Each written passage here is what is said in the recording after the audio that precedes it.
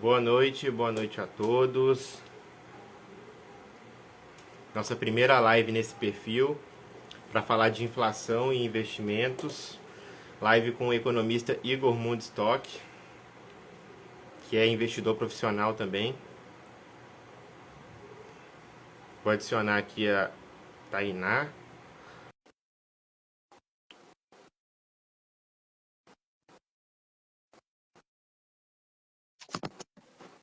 Boa noite, Tainá.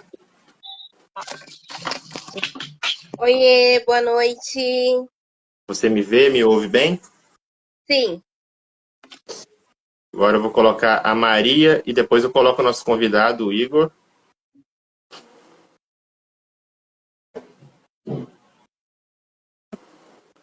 Ver. Maria, eu enviei o convite para você.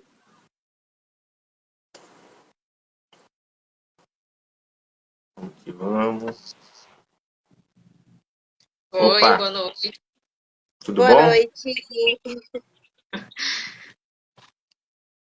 Vou adicionar o nosso Tainá, convidado.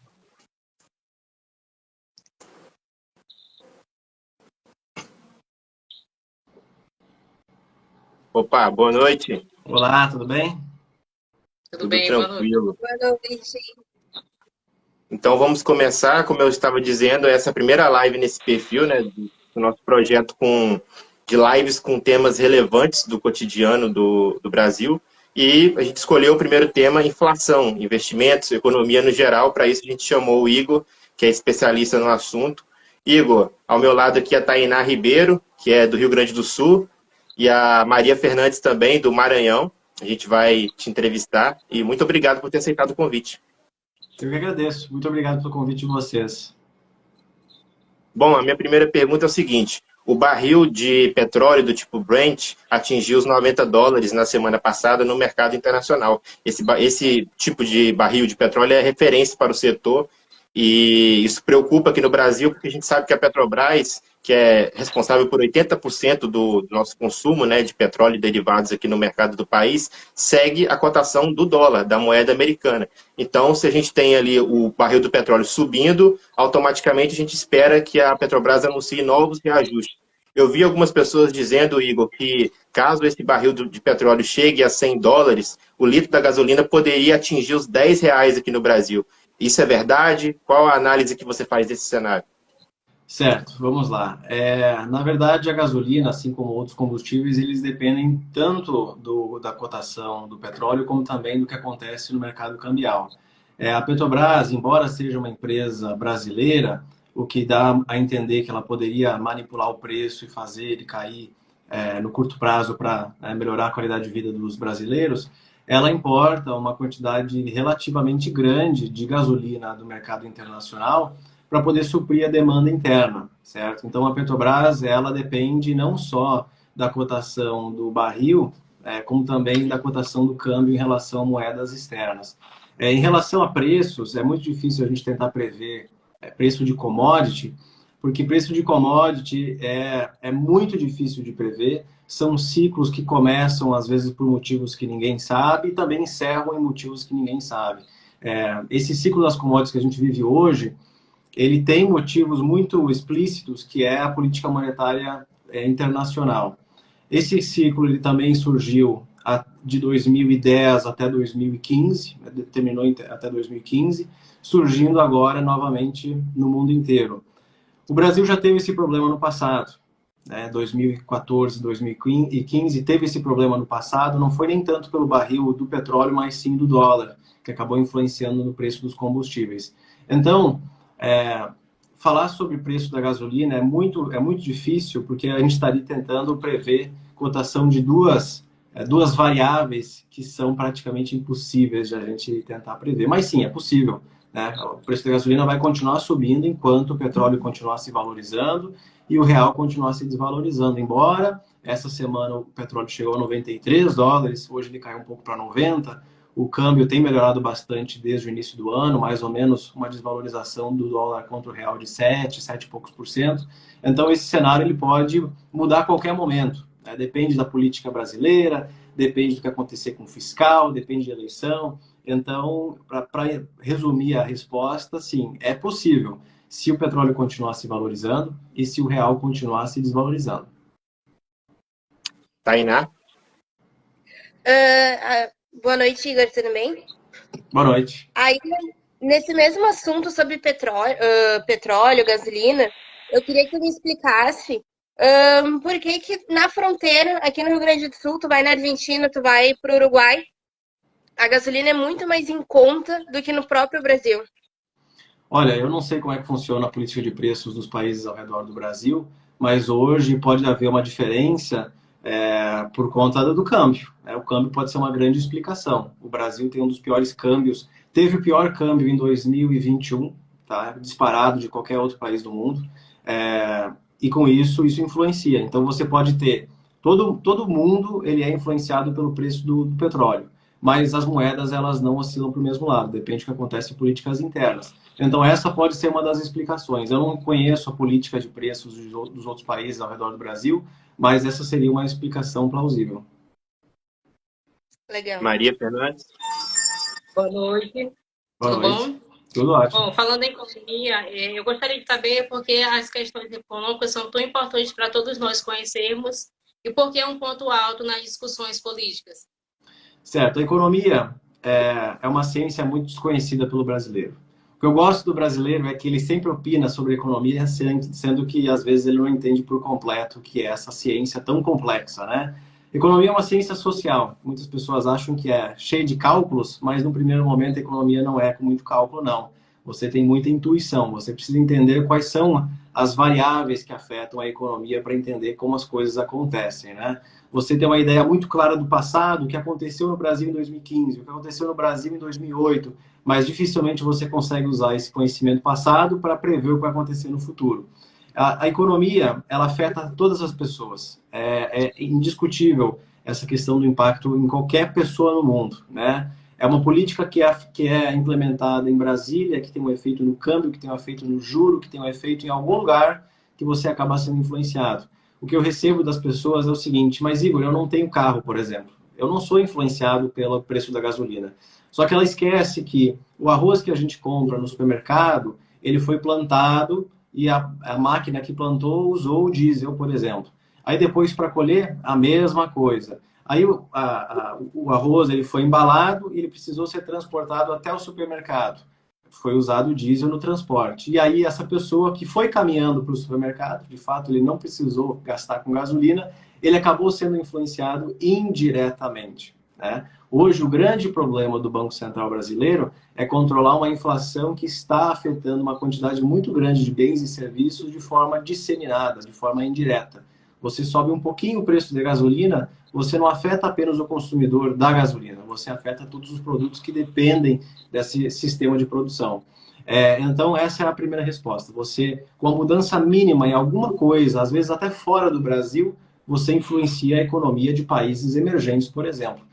Eu tenho estudado recentemente sobre os impactos da política monetária dos Estados Unidos no Brasil. E eu acabei descobrindo, semana passada, que o Brasil, a África do Sul, a Turquia, Indonésia e tem mais um país, eles fazem parte de um grupo apelidado nos Estados Unidos de Fragile Five. Fragile significa frágil, five significa 5. Eu não sabia disso. Percebam a ideia que os americanos têm da nossa economia perante a economia americana.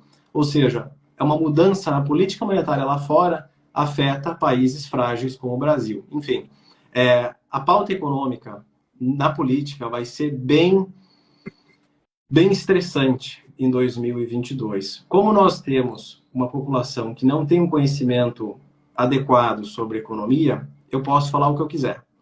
Eu posso falar que eu, quando for presidente, eu vou reduzir o preço, eu vou fazer o que eu quiser, o câmbio vai voltar a 13, eu posso dizer qualquer coisa, mas as coisas não funcionam assim na palavra, né? Você não grita alguma coisa, a economia vai lá e se ajusta.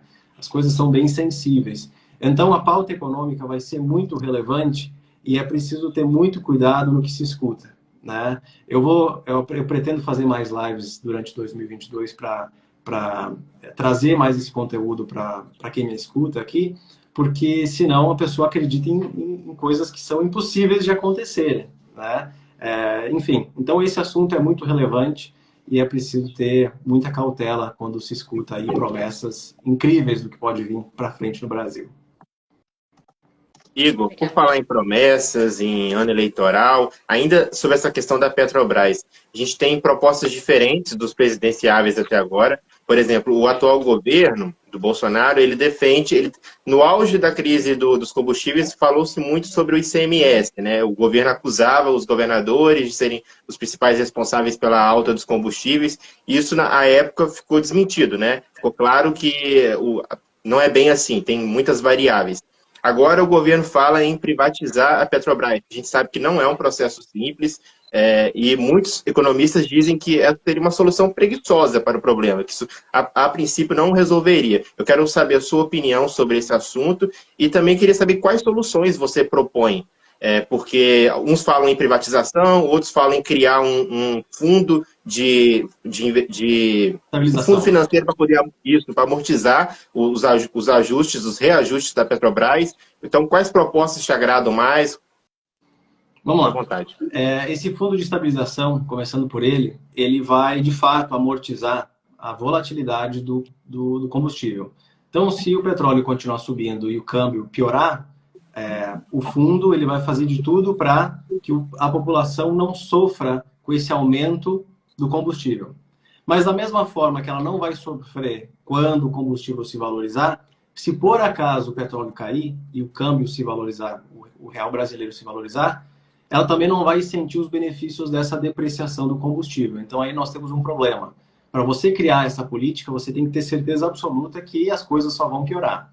E aí, como eu disse, tentar prever o futuro da gasolina, do petróleo e do câmbio é um negócio bem difícil. Então, o fundo de estabilização, ele não funciona na prática. Falando sobre Petrobras, propriamente dita, o problema da Petrobras é que ela é aquele meio termo. Ela é metade do governo e metade da iniciativa privada. E aí todo mundo fica, né, num cabo de guerra. Para que lado ela tem que ir? Existem medidas que dizem o seguinte: o melhor a se fazer é privatizar. E outras que vão dizer o seguinte: o melhor a se fazer é levar ela, deixar ela totalmente estatal. Vende as ações, né, compra as ações dos acionistas e cai fora do mercado. Ambas as soluções, elas são plausíveis, tá? Porque daí, se ela fosse 100% estatal, beleza. Vocês querem colocar gasolina a R$2 o litro? Vocês podem, certo? Vocês podem. A empresa vai quebrar. Mas vocês podem fazer o que quiser, a empresa de vocês.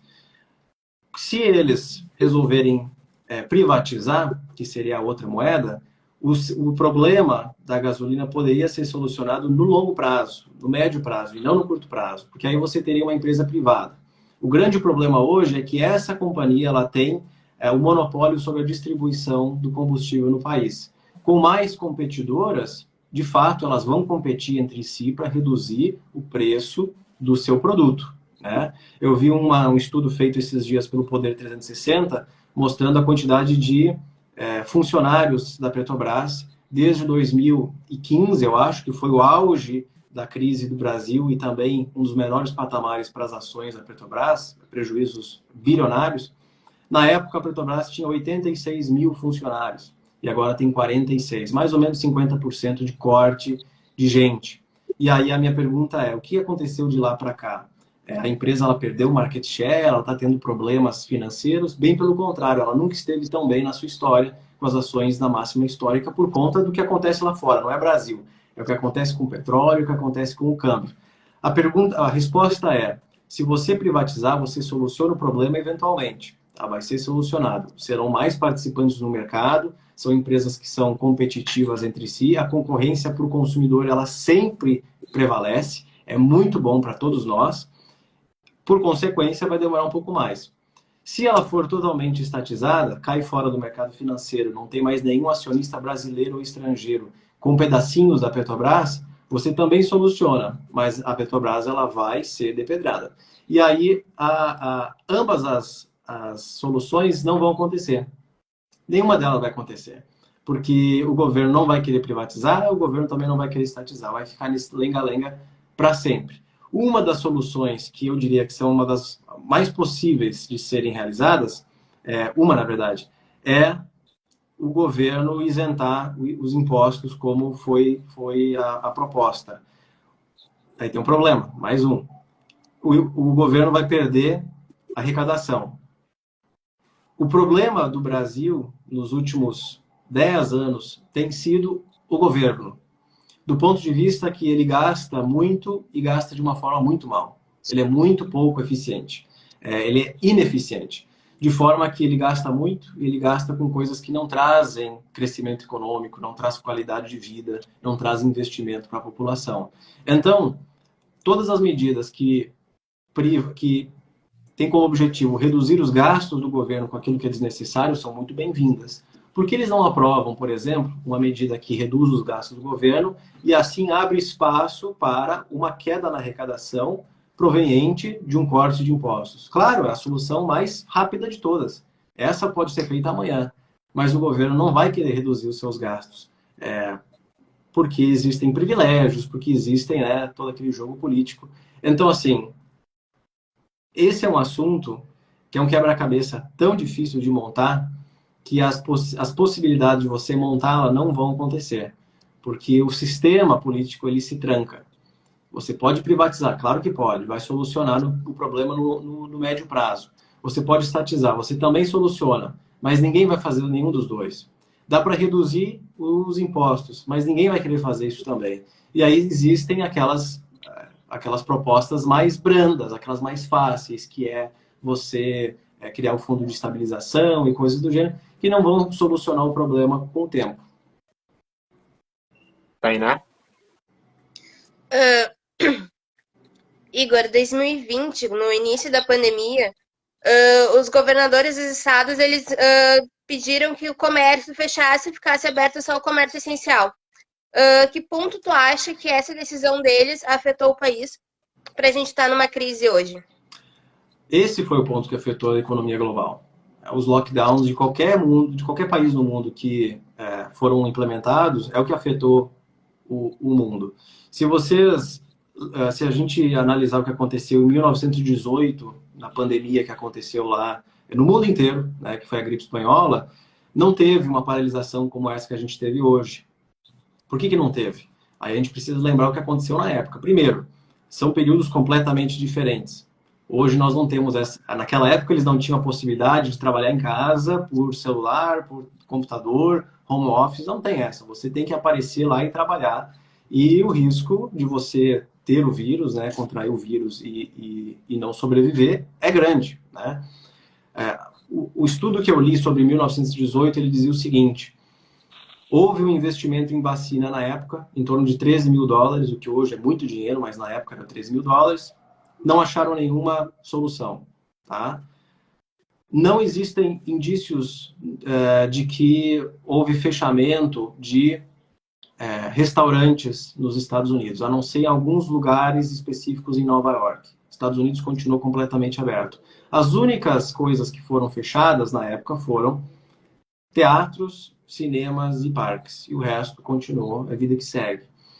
Eu não estou comparando vírus com vírus, eu não sou cientista, não sei absolutamente nada de vírus, mas falando de economia, a diferença ela é muito grande. O impacto econômico na época foi muito rápido e pequeno. O nosso ele foi rápido, muito grande, e acabou se estendendo com o tempo.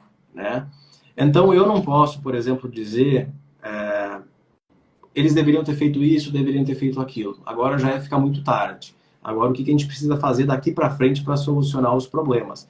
Mas, de fato, o vírus foi um problema, mas o impacto do vírus na economia foram os lockdowns. Não tem outra coisa que tenha impactado, a não ser lockdowns e o que foi implementado. Se isso foi errado ou certo, não era a minha decisão, eu não faço a mínima ideia, ainda bem que não estava nas minhas mãos. Maria? Bom, eu gostaria de saber o que seria economia liberal e o que podemos esperar se de repente tivermos uma economia mais liberal no Brasil. Olha, eu acho que vai ser difícil tentar ter uma economia mais liberal no Brasil. Por mais que o governo ele até tente, por exemplo, ser liberal, o sistema ele não deixa, como eu disse anteriormente. Eu sei que o ministro da Economia ele recebe muitas críticas pelas políticas que foram implementadas, mas eu me coloco no lugar dele, também sendo um liberal como ele, a dificuldade que eu teria para implementar o que ele tenta implementar. E até hoje, tudo que ele tentou implementar, a única coisa que passou foi a reforma da Previdência, o resto não foi aprovado. Os planos estão lá, mas o sistema ele não deixa isso acontecer. O economista liberal, existem os extremos, né? Eu gosto de usar os extremos porque assim a gente consegue entender quais são as diferenças. O economista liberal é aquele cara que diz o seguinte: Estado mínimo. A gente quer um Estado super enxuto, com poucos gastos, com poucos funcionários e que não intervenha na economia. Esse é o primordial. O Estado não pode intervir na economia.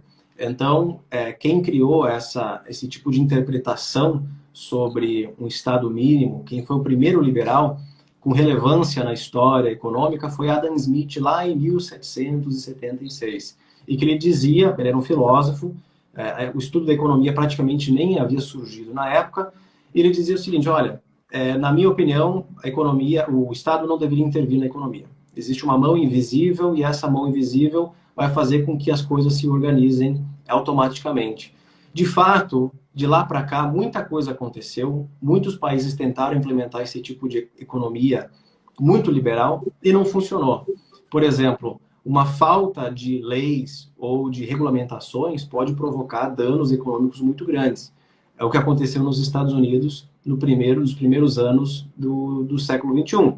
Você tinha um sistema financeiro amplamente alavancado, você tinha poucas regulamentações em relação aos derivativos, ou, por exemplo, regulamentação no sistema imobiliário, e isso criou uma bolha e o sistema implodiu.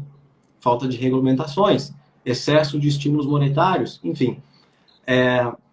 Com o tempo, as coisas foram se adaptando e alguns países eles são considerados liberais, mas com muitas leis por parte do governo ou com tributos muito altos, né? Os países com maior êxito nesse tipo de política estão principalmente na Europa, né?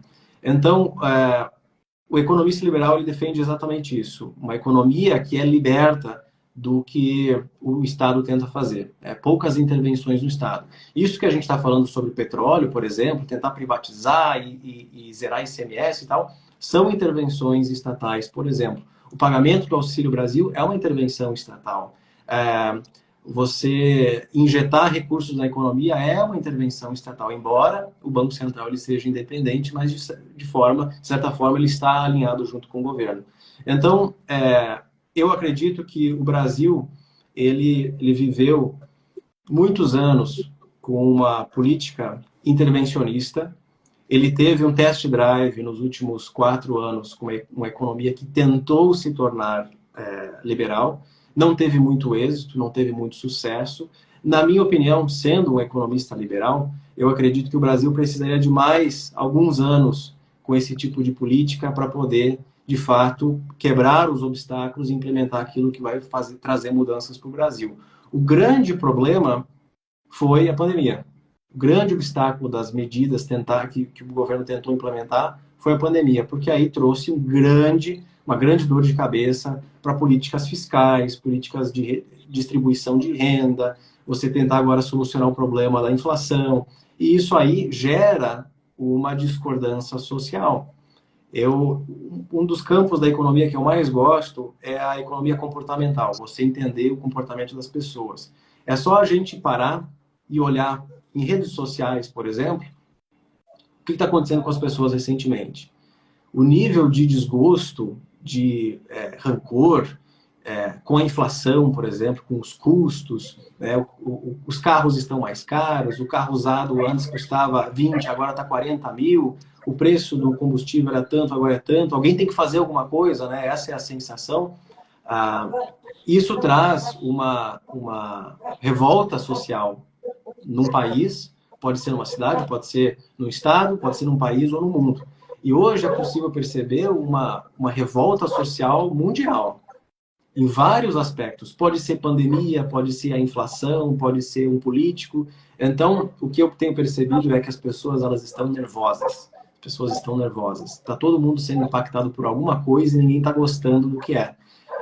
E isso é uma característica de um período, de um momento de pandemia, de crise, de inflação, que é o que a gente vive. Nós não estamos em crise mais, mas a sensação é que nós estamos em crise, né? Porque as coisas não estão normais, né? Então, enfim, a minha resposta sobre o liberalismo econômico é: o governo teve um test drive, ele tentou, não conseguiu implementar tudo que ele gostaria. O melhor seria mais algum período de tentativa, né? Mas aí quem vai decidir não vai ser eu, e vai ser aí 200 e poucos milhões de habitantes. Igor, falar agora de mercado de trabalho. Segundo a última pesquisa do IBGE, a taxa de desemprego do Brasil recuou para 11,6% no trimestre encerrado em novembro passado. A falta de trabalho, porém, ainda atinge 12,4 milhões de pessoas. E o rendimento atual do brasileiro também caiu 4,5% frente ao trimestre anterior.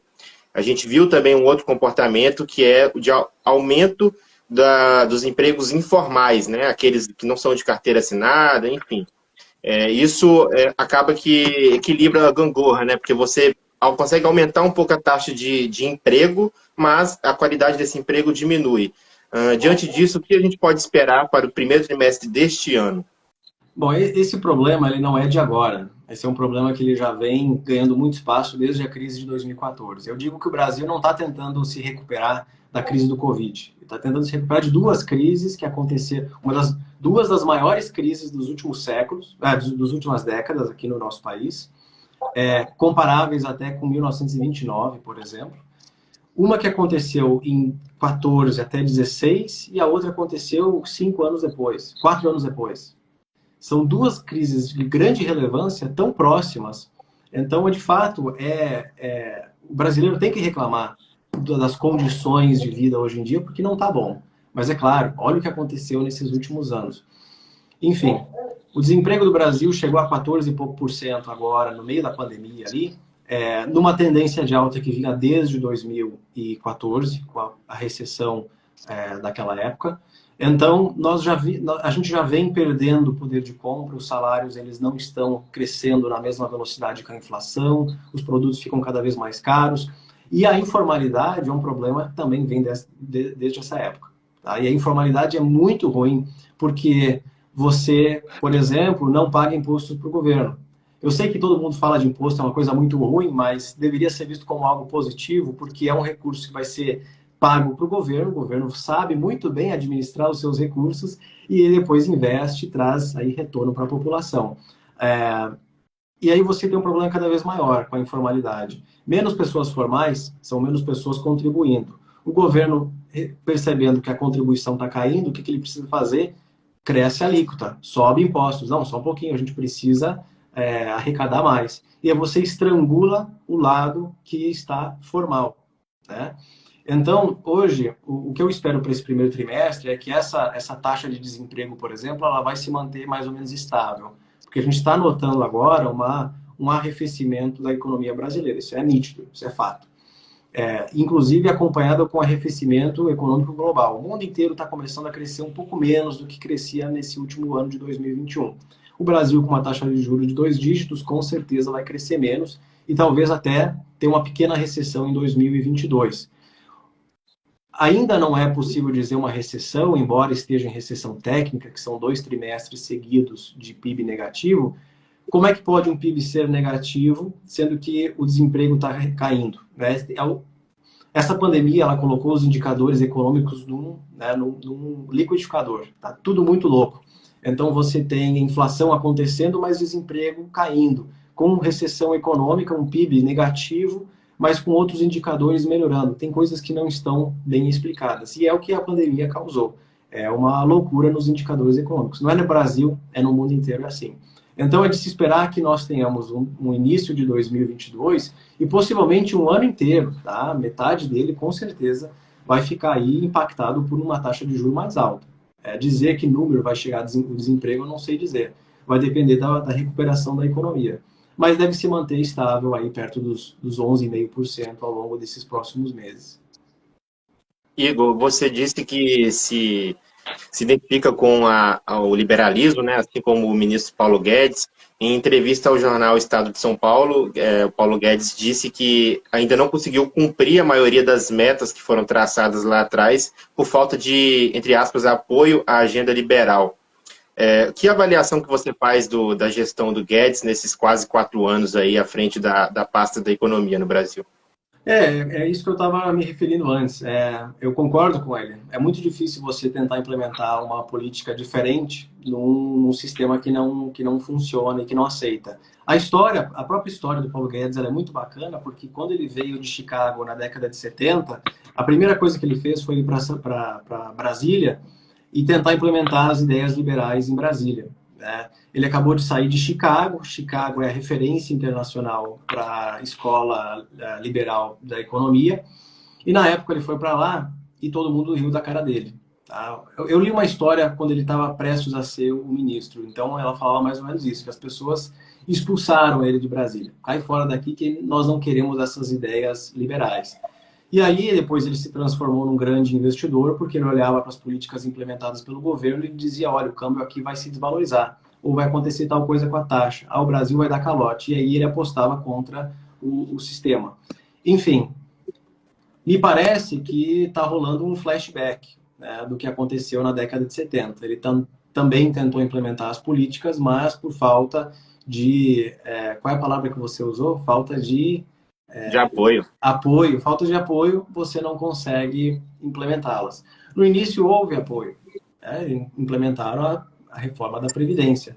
Mas quando o tempo vai passando, e principalmente quando nós estamos próximos de uma eleição, nada vai passar. Reformas é uma palavra que só vai ser dita por um político em 2023, dependendo de quem for eleito. Né? Então, eu concordo plenamente com o que ele falou, porque eu me coloco no lugar dele, com alguém que acredita nos mesmos ideais liberais. Se você não tem apoio, não tem como você tentar implementar nada em Brasília. Você precisa de apoio. Quem gere o país não é o presidente, por exemplo. É o apoio. Quem tem mais apoio? É o fulano que tem apoio, ele que vai implementar as políticas. Então, assim, esse é um grande problema da nossa Brasília. E, como eu disse, nada vai andar para frente se não tiver aí um consenso entre o que eles querem. Então, 2022 é um ano perdido, 2023 pode ser um ano melhor. Certo. Tainá? Igor, 2009, o Brasil ele era a 8ª maior no ranking de maiores potências no mundo. 2011, 2012 chegou a ocupar a 6ª posição. Se eu não me engano, a partir de 2017, a gente começou a ocupar a 13ª posição e o que a gente ainda vem mantendo. Na tua opinião, o que faltou para a gente voltar a ser uma potência mundial? Voltar a ser a 8ª, a 6ª? Sim. O que acontece é o seguinte. O Brasil, eu concordo com o ex-presidente Lula, que disse que o Brasil ele sofreu uma marolinha durante a recessão norte-americana. De fato, isso aconteceu. Os efeitos econômicos no Brasil, no primeiro momento, foram bem pequenos em relação ao resto do mundo. A crise de 2008 foi tão grande que, por exemplo, hoje a Europa tem uma dificuldade muito grande de crescer e de gerar inflação, por exemplo. Gerou um abalo no sistema financeiro tão grande que até hoje tem coisas que acontecem aí no sistema financeiro que a gente simplesmente não sabe explicar. São as bizarrices, como eu gosto de chamar. O Brasil, ele dependeu do crescimento chinês e americano para crescer nos primeiros 8, 9, 10 anos desse século. De 2000 até 2010, cresceu muito, como um emergente deveria crescer, acompanhado de um crescimento global que foi sincronizado. Todo mundo estava crescendo. China crescendo, Estados Unidos crescendo, o mundo também cresce. Eles criam um vácuo e a gente vai atrás. Depois dessa época, principalmente se aproximando de 2015, a economia global deu uma arrefecida muito grande, principalmente com alguma crise que aconteceu na Europa na época, crise da Grécia, da Itália, enfim. Houveram alguns problemas econômicos nos Estados Unidos em 2011, com o rebaixamento da nota da dívida soberana norte-americana, aquilo causou um caos no mercado. e depois um arrefecimento do preço das commodities, né, que para os investidores é muito ruim, para os consumidores é excelente. As commodities foram ficando cada vez mais baratas, foi o fim de um ciclo de alta das commodities, e aí, como nós temos uma economia que depende das commodities, nós somos um país agroexportador e que explora recursos naturais, se as commodities ficam mais baratas, aquilo que a gente tem debaixo da terra ali está custando cada vez menos, né? E o Brasil acabou arrefecendo junto com o que aconteceu no mundo, e para agravar a situação, tivemos uma crise provocada por problemas internos, especulação no dólar, o câmbio cada vez mais descolado, a gasolina cada vez mais cara, o governo tentou naquela época reduzir o impacto no cidadão, colocou o dedo na Petrobras, isso que se chama intervenção política, colocou o dedo na Petrobras, colocou o dedo na energia e levou um choque, né? Porque aí a gente teve uma explosão na inflação depois.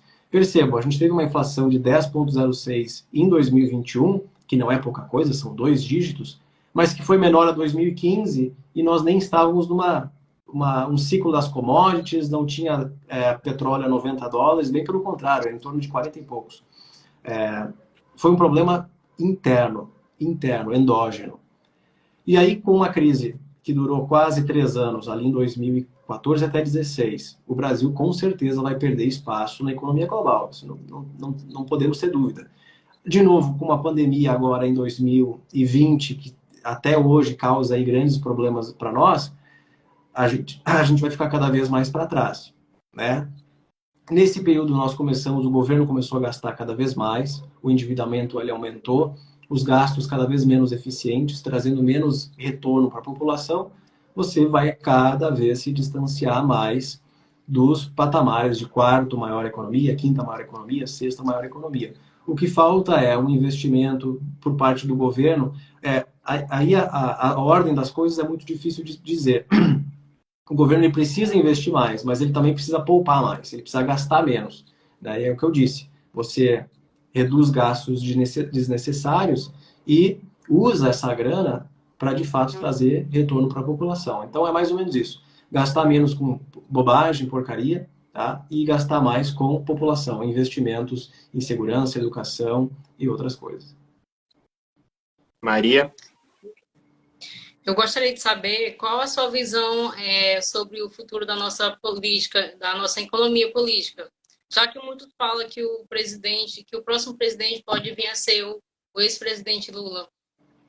Bom, sobre política, eu não sou um grande fã de política, né? Porque é tão chato falar sobre o que o fulano falou, o que o fulano disse, e a gente vê ali pessoas com tanto poder nas mãos e que trazem aí tantos problemas para o cidadão brasileiro. Eles poderiam melhorar as coisas, mas eles não fazem, né? Existe muito poder envolvido. O fato é que, por exemplo, com a volta do ex-presidente Lula, por exemplo, que existe uma possibilidade, né, uma possibilidade crescente, eu diria que ele já tem ali na ponta da língua várias políticas que pretendem implementar a partir de 2023. E assim, algumas políticas podem até dar muito certo, aumentar alguns investimentos e tal, mas você tem algumas consequências. Se o governo ele gastar mais para investir, ele vai se tornar irresponsável fiscalmente. E aí esquece teto de gastos, inclusive ele já falou sobre isso, esquece teto de gastos. Os juros, possivelmente ele vai continuar subindo, a taxa de juros vai sair de 11%, 12% para ainda maior, para controlar esse risco fiscal governamental. Então, é preciso ter muito cuidado quando a gente escuta coisas como aumentar a renda, reduzir a pobreza e tal. Isso tudo é possível de acontecer, mas depende de que forma o governo implementa as suas medidas. Medidas radicais vão trazer consequências radicais. Então, por exemplo, 2022 vai ser o ano da discussão sobre economia, sobre política, quem fez, quem não fez, quem é melhor, quem é pior, o que poderia ter feito, o que fez de errado. E as opções que nós temos hoje não são opções muito boas.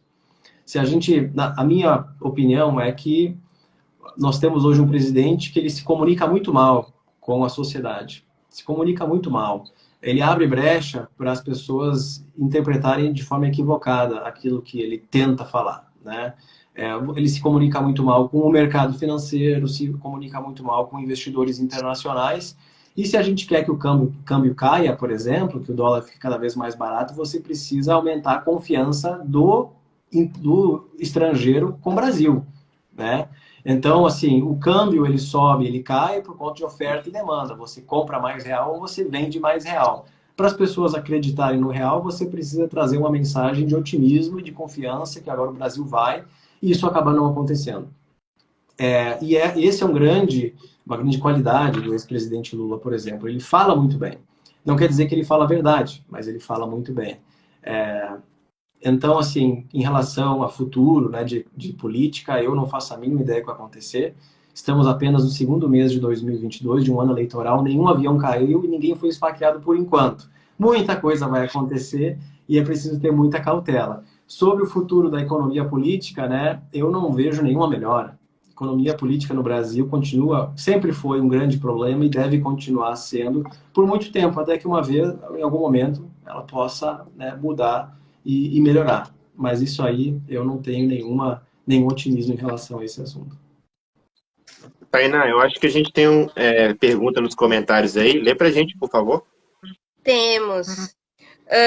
O Vander Leão, ele pergunta: a utilização de partes das nossas reservas cambiais para evitar ou amenizar a crise? Esse assunto eu acho muito pertinente, porque o Brasil tem uma reserva cambial muito grande, são mais de 300 bilhões. E hoje nós temos uma economia que é impactada negativamente pelo câmbio que nós temos. Tá? Então, a importação de bens e serviços, a própria importação de gasolina que a Petrobras faz e a indexação do preço do combustível em relação ao câmbio, tudo isso é danoso para a nossa sociedade. Como nós temos uma reserva cambial tão grande, eu até imaginava que o Banco Central seria um pouco mais ativo tentando manipular a moeda, né? E acabou que isso não se concretizou.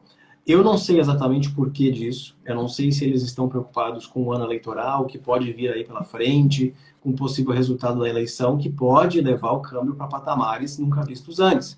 Tantas pessoas falam o dólar a R$6, isso é uma possibilidade dependendo de quem ganhar o que for implementado. O futuro ele é muito incerto, o economista tem um péssimo histórico de tentar prever a cotação do câmbio. Então eu não sei se é precaução ou o que eles não acabaram atuando tanto no câmbio. Eu teria atuado um pouco mais. Eu achei que eles fariam isso, principalmente nesses últimos meses, quando o câmbio começou a perder um pouco de força. No caso, o real perdeu força, né? Então, a minha opinião é essa. Eu teria usado um pouco mais essa ferramenta, não foi usada, porque hoje a inflação que nós temos, o mundo inteiro tem, ela é muito difícil de ser controlada. Existem tipos de inflação. Existe a inflação de demanda, então, por exemplo, a população está muito ansiosa, quer comprar pra caramba, a economia está pegando fogo, ela está aquecida. As pessoas elas estão com dinheiro no bolso e estão comprando. Os produtos e serviços cada vez ficam mais caros. Isso é uma inflação de demanda. Como é que você faz para controlar essa inflação? Você deixa o crédito um pouquinho mais caro, sobe a taxa de juros, as pessoas consomem mais. Perfeito. Nos Estados Unidos isso funciona quase que instantaneamente. O Brasil demora um pouco mais. Hoje a inflação não é por demanda, né? Ela pode ser até um pouco em alguns países do mundo, mas não é por demanda no Brasil. Você tem uma inflação de custos. As coisas estão ficando mais caras por conta do petróleo, por causa do câmbio, por causa do minério, por causa das commodities. E aí você pode subir taxa de juros. Mas as pessoas não estão consumindo mais. É apenas os produtos que estão mais caros. E aí você continua subindo juros para controlar a demanda, sendo que o problema ele vem da oferta ou dos custos, né? Um economista fala de oferta, outros falam de custos. Essa é uma inflação de difícil solução, ela é uma inflação global e ela vai continuar impactando a nossa economia. Então, o cenário é bastante difícil. Igor, no ano passado, o Brasil viveu a pior crise hídrica dos últimos 91 anos, né, do último século. E em setembro, os reservatórios operavam com abaixo de 20% da capacidade total. Isso fez com que o governo tivesse que investir mais em termoelétricas, que além de serem mais caras, também são mais poluentes. E aí, resultado, a ANEEL anunciou a criação de uma nova bandeira, a bandeira de escassez hídrica, que acrescenta R$ 14,20 na conta de energia elétrica, né, para cada 100 quilowatts consumidos. Qual o peso da energia elétrica sobre o INPC, que abrange 1 a 5 salários mínimos, né, das famílias? Sobre o INPC eu não vou saber dizer, mas sobre o IPCA, que é aquilo que vai influenciar grande parte dos preços na economia, foi em torno de 20%. Eu fiz um estudo esses dias em que mostrou que a gasolina, por exemplo, os combustíveis, o preço dos automóveis, tanto novos como usados, e o transporte por aplicativo, esses três que estão dentro do componente transportes, foi responsável por aproximadamente 42% da inflação do ano passado. Aí você tem ali 20% que é habitação, e aí a grande categoria dentro de habitação foi energia elétrica, que influenciou no preço. E, em terceiro lugar, acho que com 19%, era alimentação, que aí são os alimentos. Então, falando sobre IPCA, eu não saberia dizer INPC, mas IPCA foi de praticamente 20%, o que é muita coisa. Aí temos mais uma inflação de custos, uma inflação que acaba não dependendo da pandemia, por exemplo, acabou agravando ainda mais a situação. Mas pelo que eu vi hoje mesmo uma pesquisa mostrando que os reservatórios já estão num patamar bastante elevado em relação ao que aconteceu no ano passado. Eu não sei exatamente se são pesquisas feitas por instituições diferentes, eu não sei exatamente o que o Brasil... Já deu uma melhorada mesmo. Isso, eu não sei o que exatamente o governo brasileiro ele olha. Mas talvez a gente esteja aí nos últimos meses de escassez hídrica e daqui a pouco reduzindo, né, o preço sobre o consumo de energia, o que daria uma bela de uma melhorada no índice de inflação do Brasil para os próximos meses. Isso. Essa bandeira ela está fixada até abril, né? Se nada de muito diferente acontecer, em abril ela se encerra. Tainá, sua pergunta. Igor, eu queria saber sobre o BRICS. Hoje pouco se fala sobre o BRICS e qual a importância economicamente essa junção desses 5 países teve economicamente para o Brasil. Hoje o BRICS, tomara que o Brasil não faça nenhum acordo com ninguém da Rússia e China nesse momento, que senão a gente vai se meter numa grande encrenca, num grande problema. O BRICS foi ali uma ideia, né, que num primeiro momento parece ser muito grande, muito forte, porque países emergentes em ciclos de crescimento econômico robusto crescem pra caramba. Então, a junção de 5 países emergentes muito fortes é uma ideia impressionante. E acabou que não vingou. A gente faz anos que a gente não escuta sobre esse assunto, né, de grande relevância, algum projeto acontecendo, mas o fato é que não vingou, né, acabou não pegando. E aí, claro que depende muito das políticas de cada país, se de fato são pró-BRICS ou não são. E acabou que não foi, né? E Mercosul é a mesma coisa, também não tem grande representatividade, né? Os países que fazem parte do Mercosul são importantes para o Brasil, mas eles acabam não se juntando para criar políticas que agreguem para todos eles, né? Mas, enfim, não deu certo, né? Maria? Igor, você poderia dizer por onde podemos começar a investir sem nos frustrar nessa primeira viagem pelo investimento? Certo. Falando sobre investimentos, a gente está vivendo hoje num período em que o Brasil volta a se tornar, como diz o ministro Paulo Guedes, o paraíso dos rentistas, porque agora a taxa de juros fica ali em quase 11%, deve ficar 12% nos próximos meses. Quem tem investimento de renda fixa está dando risada de novo, né? Você consegue render bastante e com baixo risco. Hoje, uma das melhores formas de você rentabilizar o seu capital com baixa exposição ao risco são ativos pós-fixados. Então, por exemplo, um Tesouro Selic, um CDB, um fundo de investimentos de renda fixa, LCIs, LCAs, são opções que você tem baixo risco com um elevado rendimento em relação a outras classes de ativos, né? É importante lembrar que investidores que são um pouco mais agressivos, arrojados, como queiram dizer, existem oportunidades em renda variável. Tudo é um ciclo. Existem ciclos de valorização da bolsa seguidos com o ciclo de queda da taxa de juros. As coisas são bastante correlacionadas. Agora a taxa de juros subiu, nós vimos uma desvalorização da Bolsa de Valores, é natural. Existem oportunidades em ambos os mercados. É importante você ter uma certa diversificação na carteira e depende muito, obviamente, do seu perfil, prioridades, objetivos e outras coisas. Ativos pós-fixados hoje são excelentes ativos para você surfar esse ano de 22 inteiro de taxa de juro alta, mas aí em algum momento, a partir da metade do ano, eu acredito, dependendo do que acontecer na política monetária americana, dependendo de como a atividade econômica da China se recuperar, e dependendo do que acontecer na eleição brasileira, a taxa de juros já vai começar a ter perspectivas de queda no final de 2022, início de 2023. Também é preciso acompanhar a inflação. E aí o investidor ele pode se preparar para uma transição em que ele vende esses ativos pós-fixados e ele compra ativos pré-fixados. Aqueles que você vai ter, por exemplo, para ilustrar de uma forma bem simples, é você comprar um ativo com uma rentabilidade de 12% ao ano, enquanto a taxa de juros está caindo para 5%, 6%. Você vai ter um ativo de baixo risco, retornando 12%, 13% ao ano, num cenário em que a taxa de juros agora é 6%, é 5%. E você só vai encontrar um ativo semelhante rendendo 5% ou 6%. Né? Então, essa é uma estratégia muito utilizada em renda fixa, é o que eu estou estudando nos últimos meses, esperando esse momento. Depende muito do que acontecer em Brasil, depende do que acontecer na política monetária americana, depende de China. Isso aí, cada dia a gente vai lendo aí o que acontece no mercado, vai estudando e tendo uma opinião um pouco mais concreta do que acontece. Nesse momento, pós-fixados são excepcionais. É preciso ter um pezinho em renda variável? Sempre é importante, mas depende, obviamente, do investidor.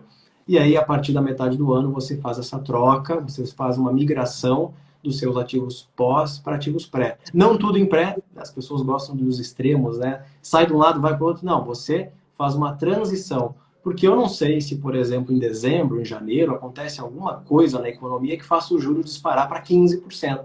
Aí você tem um ativo que retorna 12%, num cenário em que o resto retorna 15%. Pô, o meu ativo não é tão bom assim. Então é preciso sempre ter essa maleabilidade. Você tem um pouco de tudo, né? Um pouco de tudo no mercado. Investimentos no Brasil, fora do Brasil. E hoje, com o avanço tecnológico, é tão fácil encontrar coisas que oferecem retornos do Brasil, da Europa, da China, da Índia, que você consegue ter um pouco de cada mercado e com isso ter uma carteira bastante diversificada. Igor, só para explicar aqui para a nossa audiência, para todo mundo, ativos pós-fixados são aqueles que você já conhece o rendimento no momento que você se compromete ali, né? Não, é o contrário. Hoje mesmo eu estou fazendo uma aula para os meus alunos falando sobre esse assunto. O pós-fixado, você não sabe quanto você vai ganhar. E a grande diferença entre o pós e o pré é que o pós, ele normalmente depende de um indexador, como por exemplo o CDI, e se o CDI subir, ele acompanha a taxa de juros, né? Então, juros subiu, CDI subiu, você vai ganhar um pouquinho a mais. Mas quando a taxa de juros cai, você ainda vai ganhar dinheiro, você vai ganhar um pouco menos. O ritmo, ele é ajustado da onde estiver a taxa de juros. A diferença para o pré, para o pós, né, é que o pré você vai ter ali uma taxa determinada. Vou comprar um tesouro pré-fixado, que vai me dar 13% de retorno ao ano, garantido pelo governo brasileiro, a não ser que alguma coisa muito grande aconteça, por 10 anos. 12% ao ano por 10 anos. 12% ao ano por 10 anos. Se a taxa de juros continua subindo, vai para 20%, você vai ganhar 12% num ambiente que você poderia ganhar 20%. Você acaba perdendo. Então, dependendo do que acontece na taxa de juros, na curva de juros, o preço desse título ali é influenciado, que é uma característica diferente dos pós-fixados, que não tem isso. Até tem o preço, mas você só ganha, a não ser que os juros fique negativo. É o que é uma realidade na Europa, uma realidade no Japão, aí é uma outra coisa. Se a Selic continuar positiva, você vai ganhar no título pós-fixado. Depende de onde ela estiver. Mais alta ganha mais baixa ganha menos. E aí o pré-fixado depende da taxa de juros. É por isso que eu estou esperando esse momento que os juros caia. Porque aí o meu título pré, ele é valorizado nesse período em que os juros caem. Perfeito. Igor, qual a diferença entre o investidor profissional e o investidor iniciante? E também queria te pedir para dar indicações de livros. A gente já está encaminhando para o final da nossa live. Eu não tenho Livros sobre muitos livros, economia, não. para quem está começando. Não Eu não tem tenho muito? muitos livros, não. Primeira coisa, eu sou fanático por livros, né? Eu tenho aqui uns abertos no chão, que eu estava fazendo uma pesquisa antes. Eu sou apaixonado por livros. Eu sou um cara que na escola eu mentia para a professora quando eu tinha que ler. Eu criei um jeito infalível, eu até vou vender um curso um dia, em que eu pegava um livro com várias histórias, eu lia uma história de 2 páginas, eu dizia, professora, eu li 200 páginas. Ah, perfeito, né? Conta aqui a história pra gente. Eu contava a história de 2 páginas. E com o tempo eu tive que aprender a ler, né? E hoje eu tenho aqui uma pequena biblioteca aqui atrás, tem outros na sala, livros que ensinam sobre investimentos e sobre economia, né? Se não fossem esses livros, eu não sei aonde eu estaria, porque eu aprendi deles, tá? Então, recomendação de livro, eu tenho inclusive no meu site uma lista de recomendações, e que a pessoa consegue encontrar o que é economia, o que é investimentos, o que é mais iniciante, o que é um pouco mais experiente. O primeiro livro a se ler, quando você quer falar sobre investimentos, é Pai Rico, Pai Pobre. Pessoas de diversas idades que não leram, vale a pena ler. Você pode ser novo, você pode ser um pouco mais velho, você vai aprender muita coisa. Foi o primeiro livro que eu li que mudou a minha vida, porque ele dá aquele ensinamento do que é o que é fazer o seu dinheiro trabalhar para você. Que eu não gosto dessa expressão, mas é uma virada de chave, né? Que ao invés de você trabalhar para ganhar dinheiro, você ganha, você poupa, investe e daqui a um tempo essa grana vai trabalhar para você. Você vai ganhar dinheiro sem precisar sair de casa. Isso demora tempo, a não ser que você ganhe muito dinheiro. Depois, ficando um pouco mais complexo, livros como, por exemplo, Peter Lynch, O Jeito de Investir, de Peter Lynch. É um livro fenomenal, porque ele explica o que é investir em formas tão básicas, tão fáceis de entender, que você já se sente um investidor. Eu vou comprar isso aqui, vou fazer aquilo lá. É um livro muito bom. Falando sobre economia, nada melhor do que começar na base, como, por exemplo, a Introdução à Economia de Mankiw. Mankiw é o autor, em que você vai ter os princípios de microeconomia junto com os princípios de macroeconomia, e isso ali já abre a sua visão para muita coisa. Para quem está começando, talvez seja um pouquinho mais difícil, mas é fácil, você consegue entender com o tempo. Né? Assiste alguns vídeos no YouTube, enfim, conversa comigo que eu te dou umas dicas. E aí depois, um que é infalível, que é o livro do Howard Marks, Os Ciclos de Mercado, Dominando os Ciclos de Mercado. E aí você vai entender que os mercados são ciclos. Hoje, por exemplo, eu vejo muitas pessoas falando mal da Bolsa Brasileira e falando muito bem das criptomoedas. Perfeito? Eu concordo? Uma delas está muito mal e a outra está muito bem. Mas isso é um ciclo. Daqui a pouco a coisa inverte. Acontece alguma coisa no mundo. B3, Bolsa de Valores do Brasil, está a 150 mil pontos. Não sei. E aí as criptomoedas não estão tão bem. Da mesma forma que, como eu falei para vocês, de 2000 até 2011, ciclo das commodities. Commodities se valorizaram e as bolsas de países emergentes foram uma das melhores do mundo. Depois de 2012, o contrário aconteceu. Bolsa de Valores do Brasil, junto com emergentes, sofreram bastante, enquanto que países desenvolvidos se deram muito bem. Tudo é ciclo. E aí esse livro ele fala mais ou menos sobre isso. Tanto ciclos econômicos, que é uma coisa, e ciclos de mercado, que é outra coisa. Qual foi a outra pergunta que você fez, a primeira? A diferença entre o investidor profissional e o investidor iniciante. Isso é uma nomenclatura da CVM aqui no Brasil. Tá? Eu sou investidor profissional.